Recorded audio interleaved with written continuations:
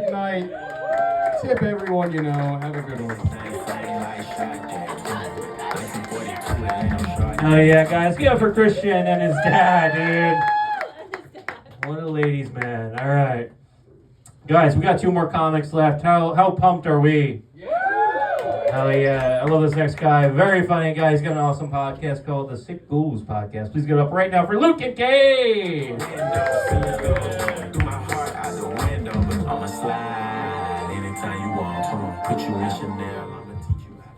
You guys would hate my podcast. You guys, I would if you guys found my podcast, I would be fired in 2 days from my job. But how you guys doing today, huh? Great to be here.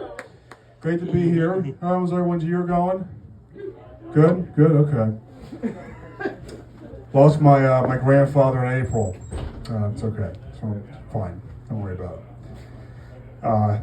I was raised by an Italian family. I was raised by whites, if you guys can't tell. Abandoned by blacks, raised by whites. And my grandfather, he was part of the silent generation. You guys know what the silent generation is? Generation before boomers. Oh yeah, so he's part of the silent generation. My problem with the silent generation is that they're not very silent. They're pretty outspoken. My grandfather was, and he was born in 1938, which means he's a white Italian guy, which means he's racist. And he was insane. So he was very outspoken. We were over at my aunt's house for a Mother's Day brunch one time, and my aunt's really progressive. She's a big Democrat. You guys would love her. I hate her. No, she's great.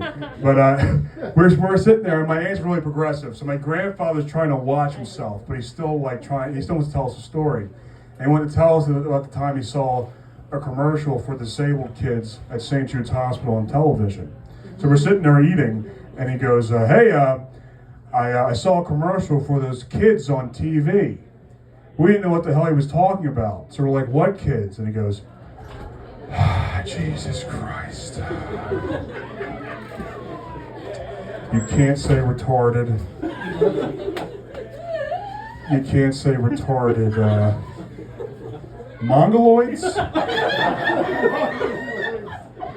And we're like, "Well, Grandpa, 9 times out of 10 you can't say retarded, unless your other option is Mongoloids.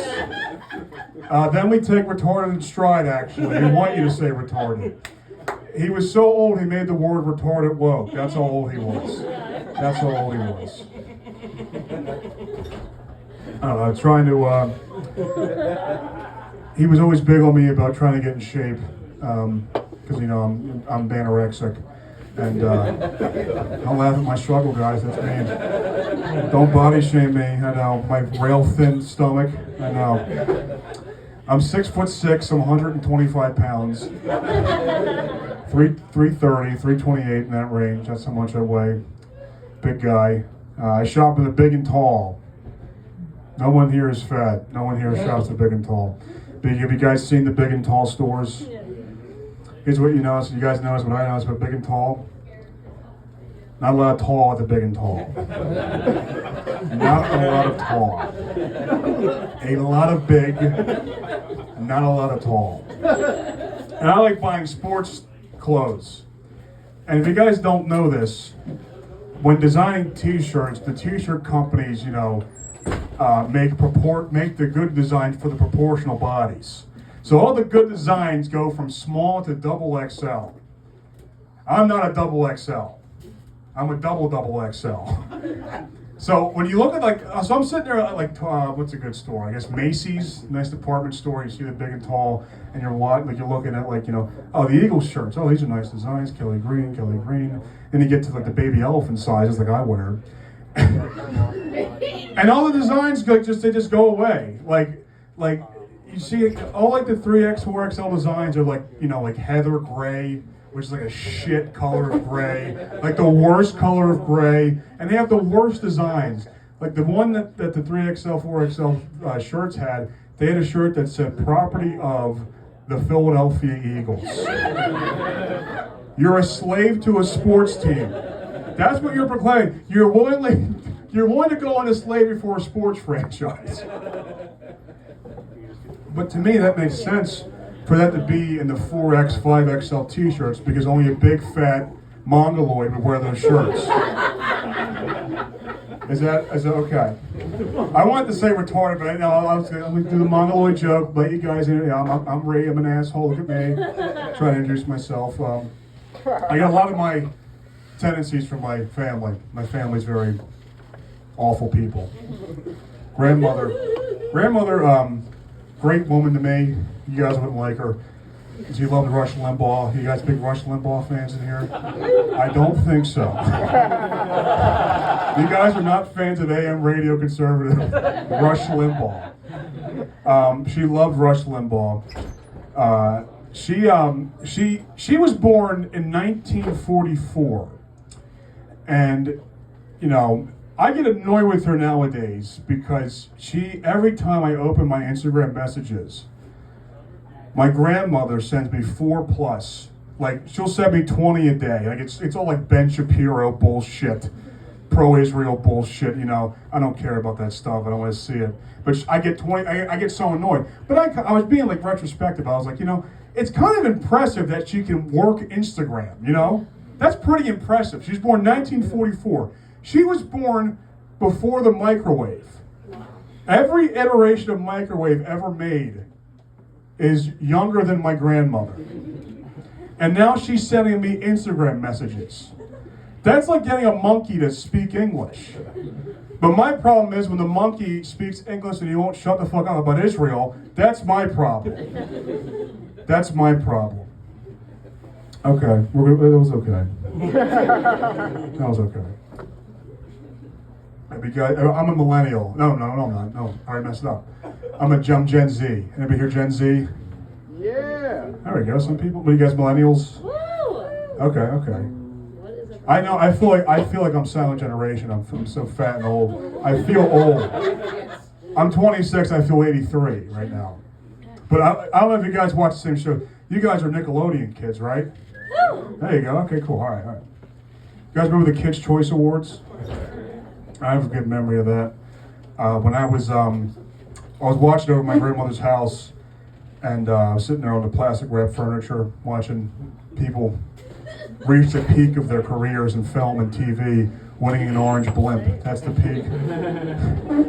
And for some reason, I remember watching this specifically. Ben Stiller was at the Kids' Choice Awards, which is he was pretty popular. I don't know why he was there, but he was there, and he won a Nickelodeon's Kid Choice Award. And he gets on stage, and I just remember watching this. And I specifically remember being so confused because he opened his speech and he goes, "Before I say anything, I just want to take a moment to thank my Lord and Savior, Jesus Christ." Which, I believe in God, I'm Catholic, but you're at the fucking Kids' Choice Awards, okay? I don't think Jesus worked any miracles for you to win a Kids' Choice Award. So he opens and he goes, "I want to thank my Lord and Savior, Jesus Christ." And my grandmother goes, "Oh, that's wonderful. He deserves to win that Kids' Choice Award. Nobody ever thanks Jesus anymore." 2 seconds after she says that, they pour 8 million tons of slime on Ben Stiller. And it's yeah, Ben, leave the Jesus talk at home at the Kids' Choice Awards. You can only do that with Catholicism or Christianity. You can't do that with any other religion. Can you imagine it's Nickelodeon? We're big SpongeBob fans here, right? Goddamn right. Big SpongeBob fan. Can you imagine if the voice actor, Patrick Starr wins an award and he gets on stage and goes, "I want to thank Sandy, SpongeBob, Mr. Krabs, Squidward, and my prophet Muhammad. Allah, Allah." You would cancel that shit in 5 seconds. That would be insane. Speaking of SpongeBob, I saw a news story that was pretty wild. In Michigan, there was a woman who claimed that she murdered her daughter, 3-year-old daughter. And the reason why she did that is because she claimed that SpongeBob SquarePants was talking to her through the TV and telling her to murder her daughter. Now that's crazy. Okay, but I was started thinking about this, like, you know, I can understand if Jesus Christ was telling you to kill your daughter, or President Trump. When you really think about it, I'm surprised that doesn't happen more with Trump. You know, you would think it would happen a lot more, like, you know, you need to kill your daughter, folks. I saw her, she was picking out her favorite color and she said blue's better than red. Kill her now. She's a loser liberal, folks. I had to do it. My daughter ain't gonna be no liberal, I'll tell you that right now. Come here, Stacy. Just kill her, okay. Thought of that in the car over here, murdering a child. But I understand, you know, if Jesus Christ told you to murder your daughter, I can understand doing it. If Trump, the president, told you that, I can understand. Why are you listening to SpongeBob SquarePants? That's where I was like, what authority does SpongeBob have over you? It's like, it's Fry Cook of the Month. I gotta do it, man. I gotta do it. Mr. Krabs pays him for a reason. We're gonna get off the SpongeBob material now, okay? We're done with SpongeBob. We are done with SpongeBob. On to Caillou. Okay. I'm a plain Jane. I don't know if that's the word for it. I don't drink much. I don't do any drugs. I don't do any tobacco. I zin because I'm a lacrosse boy at heart. That's what I am. I'm a lacrosse boy in a basketball boy body. That's what I am. But I don't. Is it called like a teetotaler or something like that? I don't know what it's called. But I don't really do any drugs. Or I don't drink. I don't do any drugs. I don't drink. I don't much. Occasionally I'll get fucked up, okay? That's occasional. But people think it's because I'm scared of the feeling of being high or drunk, and that's not the case at all. I don't know if anybody's here like from the suburb areas and went to Catholic school. Woo! Okay. Catholic school? Yeah. Where'd you go? Bishop Shanahan, Ooh, that's a good one. Where is that at again? Downtown. Okay. Anybody else? Where'd you go? Brandy. That's high class. Really? No, it is. I went to Archbishop John Carroll High School. What year are you?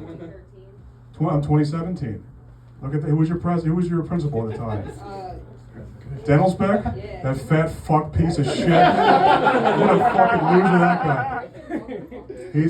He was horrible. He would get the snow delays. You hear his jowls flap on the phone. This is for us right here.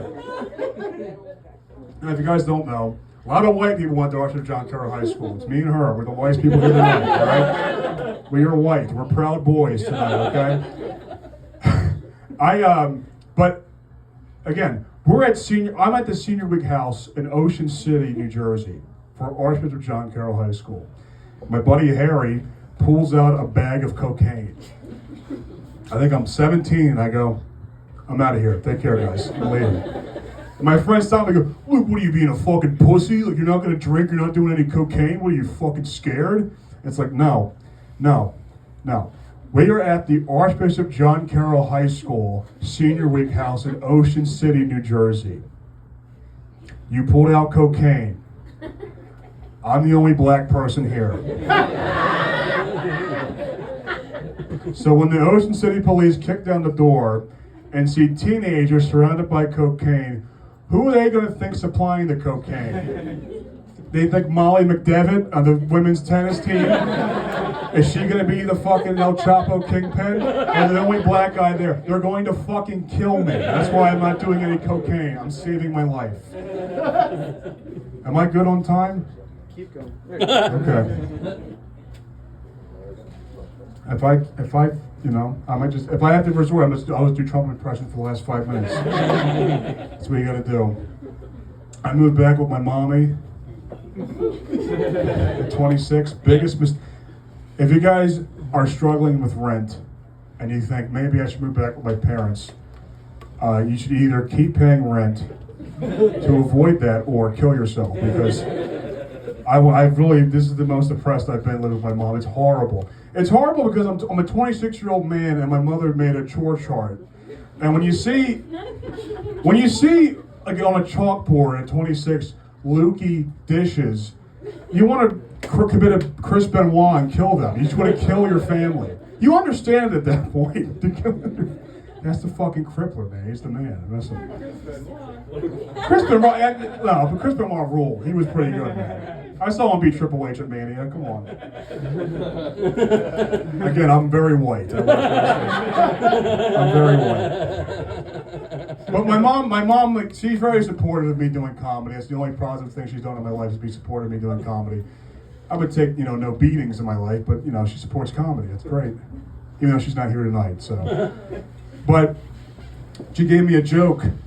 You guys want to hear the joke she gave me? All right. We need a ton of backstory on this film. My mom, how do I say this? She is a very, she's a very well-researched, she's very well-researched with ethnic men.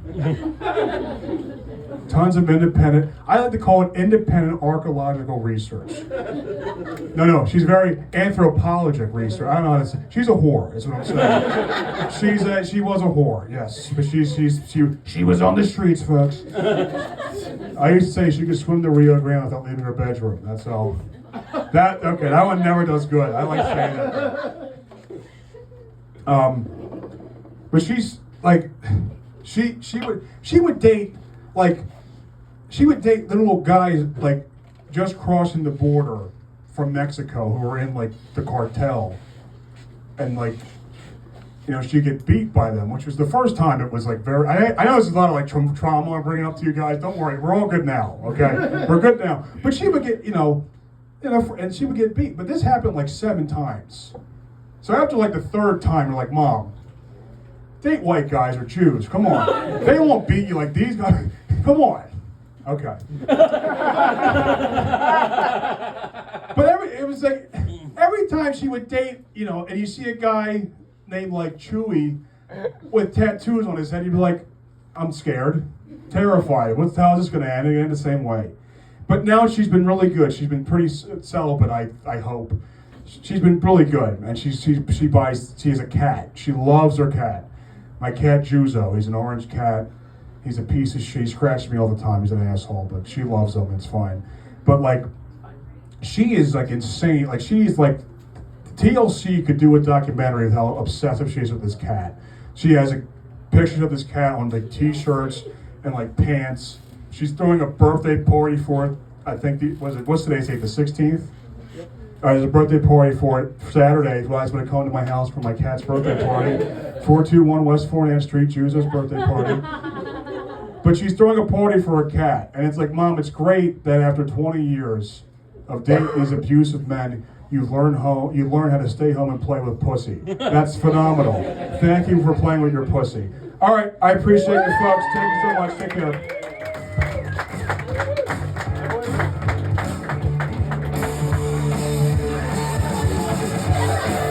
Hell yeah, guys. Give it up for Proud Boy, Luke and Gay one more time. Hell yeah. You guys ready for your last comic this evening? Guys, give it up for yourselves real quick. Thank you guys for coming out, supporting independent comedy. It's been an amazing show. Please give up your last comic this evening.